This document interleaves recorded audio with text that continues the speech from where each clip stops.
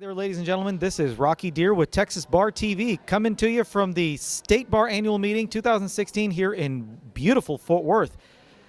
I've got a guy next to me. He just walked in off the street. I don't know who this is. His name is Frank Stevenson. He claims to be the State Bar president. He apparently, like, less than an hour ago. That's about right. First of all, congratulations. Now, you're from Dallas. I am, yes. Yes, absolutely. And so you're obviously one of the big city State Bar presidents. You know, what is your thought on what the State Bar can do for, say, some of the smaller towns and outlying areas of Texas? That's a great question, and obviously we've had a number of our very finest presidents have been small city presidents. Absolutely. One of the things that we need to be doing is we need to be figuring out ways to better serve the what's called the unmet middle in the United States. And that is people that are above the poverty line, and they're also not affluent, but they're the vast majority of Americans, and they've got everyday American needs in terms of what they're looking for legal help with. Right now, into that space, we have all sorts of non-lawyer providers that are sweeping in to try to sell them services or forms, and that's just simply not in the best interest of the public that we swore to serve. So what we're trying to do is find ways, and it's most acute really in rural areas where oftentimes there aren't lawyers, and also in your smaller cities and smaller markets. We need to come up with more inventive and more modern delivery methods for legal services, because we're simply, these providers are coming in, they're not to be faulted for it. They're responding to a need that candidly, up until now, the legal profession has not done a good job addressing. Okay, so as probably comes as no surprise to you because you're a practicing lawyer. I'm sure you chose your words carefully. You opened up a can of worms with that, and Good. and the reason is, and now granted, you could turn the worms into live bait and maybe catch some fish, but you've opened up a can of worms because. So there's this controversy raging about these technology companies with the forms. Yes. And some argue that they're basically reacting to a legal establishment that's intractable. Where it's a complex industry that's not willing to change, not willing to adapt. And so technology and these other business models are coming in to make us react or or do an end run around us. Yes. So what's your reaction to that argument? First of all, I'm speaking for myself here, Absolutely. and obviously not for the State Bar of Texas, but my reaction is somehow being angry at those providers is simply most sort of a misinformed, sort of directed kind of approach. What they're showing us is a deficiency in our own ability to serve Americans that have legal needs. All they're doing is they're just the telltale. They're just telling us that this is going on. And what we need to do is we need to adopt the way in which we provide legal services. There is no other service that's provided to an average American where someone comes in and says, I need this service done, and the answer is, I can't tell you how much it's going to cost. I'm going to bill you this much an hour, and I don't know how long it's going to take. That creates then this incredibly profound incredibly high sort of hurdle that most Americans simply aren't able to get over. It just doesn't make sense. It doesn't match anything else in their experience. So what these entrepreneurial ventures are addressing is they're coming in and they're presenting and packaging legal services in a way that makes sense to most Americans. And our reaction shouldn't be to somehow criticize them. We in some ways maybe should be grateful to them, because what we need to do is say, hey, you know what? We need to look into doing that ourselves too. There is no reason that the legal profession cannot adapt to these kinds of very common sense changes. I'm glad you used the word adapt because, the State Bar of Texas, I think one of the only ones in the country that has an actual track called the Adaptable Lawyer. We're trying to talk about adaptation. So it's That's exactly right. It's great to hear the president kind of, acknowledging it's a great program. Acknowledging that aspect of our programming. But now, what is your answer then? If it's, yes, there's these technology companies, there's these other solutions, they're sort of reacting in the absence of our adaptation, perhaps. Yes. So what's your plan now, State Bar President, to maybe address that unmet need? That's a great question.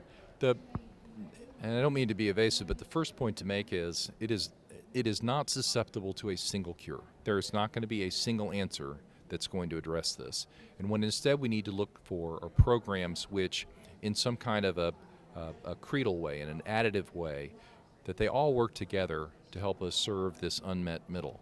One of the things we need to look at is we need to do a better job of setting up what's called a modest means practice, and that is training lawyers not to do kind of arcane esoteric things, but to serve average, typical American legal needs, landlord-tenant, consumer issues, family law, and also then give them the tools so that they can set up practices by which they can provide for themselves and for their families.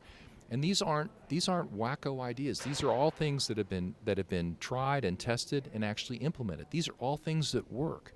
And what we need to do is survey the landscape across the United States, and we need to harvest the very best programs that we think are adaptable to the state of Texas. We need to bring them here. We need to try them together. We need to assess them very dispassionately, very accurately, and then we need to implement the ones that seem to work. So I think prior to you actually taking office, the term that I've heard thrown around, that I've seen in the Texas Bar Journal, is incubator. Yes. That there's going to be this initiative to create a legal incubator. Yes. So is this effectively trying to create a number of solo practitioners? Yes. And encouraging them? Tell us a little bit more, maybe. I think there are probably going to be a lot of folks, especially law students, that may be very interested. Well, I'm hoping they'll be interested, and it's not just going to be the state bars, it turns out, which is wonderful news. The notion of an incubator is you bring in relatively new lawyers, and you have a very, very selective screening process to make sure that you pick those young lawyers that have both the head and the heart to go into a modest means program. And by head, you have to have extremely capable lawyers, and they have to be extremely entrepreneurial. They have to have a great business sense, and they must be able to come up with a good model, and they must be able to stay on course and show discipline. But all across this country, there are over 60 incubators, and many of them are relatively new, but some have several classes worth of alums that are out there, and they actually have set up their own firms, and they're serving this segment of society, and they're making a great living at it. And these are legal incubators? Yes, okay. Exactly, yes. Okay. And what is exciting about this is that when they go back and track, and again, it's a relatively novel idea, so there's not a huge pool of people that have gone through this, but the incidence of these people staying the course, setting up their own law firms, coming up with a modest means practice, and most importantly, making it work for themselves economically, the preliminary indications are enormously positive. So if this thing takes off, this incubator concept, then do you want to maybe set up some kind of like a legal Shark Tank? Like, do you want to sit in the middle and kind of be like Kevin O'Leary or something, or like Mark Cuban and like ask him questions? And well, we had a little bit of that yesterday. One of the things that we've done during this annual meeting, which has actually for me it's been a great meeting, and this was one of the great high points. But yesterday we had a meeting with the State Bar talking about our legal incubator. We had deans and professors from every single Texas law school there. I saw a friend of mine, and I said, "Oh, Dean," and 5 guys turned around. So it was a great turnout of people that are committed to trying to equip their students to meet this need. And we heard reports from Texas A&M. They're working on an incubator. We heard reports from the San Antonio Bar Foundation. They've picked up the incubator idea. Baylor has a fantastic program called Legal Map Maker, and it has a lot of incubator features too. It's essentially an incubator as well. So this is the way we're going to move the needle. One incubator is not going to make a difference because there are not that many people that you can put through an incubator and do the job you need to do. But if we're able to replicate this, if we're able to bring in other kinds of initiatives, further technological advancements in terms of the delivery of legal services, putting lawyers in courthouses to help pro se clients, there are all these programs all across the country, statewide legal lawyer referral programs that send people that start out as pro se litigants, send them to modest means lawyers who can solve exactly their legal need. There are all these initiatives, and our challenge is to simply collect them, evaluate them very effectively, very carefully, think of our own new novel ideas that are driven for our needs here as Texans, and then begin implementing. So I want to talk for a second about what for some might be the elephant in the room. Okay. And that's, your background, you're from a big firm. Yes. You're from one of, I won't name the firm because we're going to be on air, but you're from one of the it's a household name law firm here in Texas. I mean, it's big, and I think that's been your background. Yes. And you're advocating, something that effectively big firms have never addressed, which Yes. is how to hit the middle market. I mean, Yes, you're right. As a community, big firms are way outpriced for that. Yeah. So, how do you, I guess maybe it's kind of the irony Mhm. of a big firm lawyer saying we need to now address this market and we want to create a bunch of solo practitioners. Maybe, in a sense, we want to get some other folks to do this for us, right? I mean, I think it may be something that goes through people's heads, and so and I'm sure you've thought of this, but No, it's a very fair point. It's a very good point. This is the way I look at it. Nobody gets to set their own agenda in Sure. a job like this. Sure. You come along, and whatever the challenge is, that's your agenda. It's not something you pick. It's something that's given to you.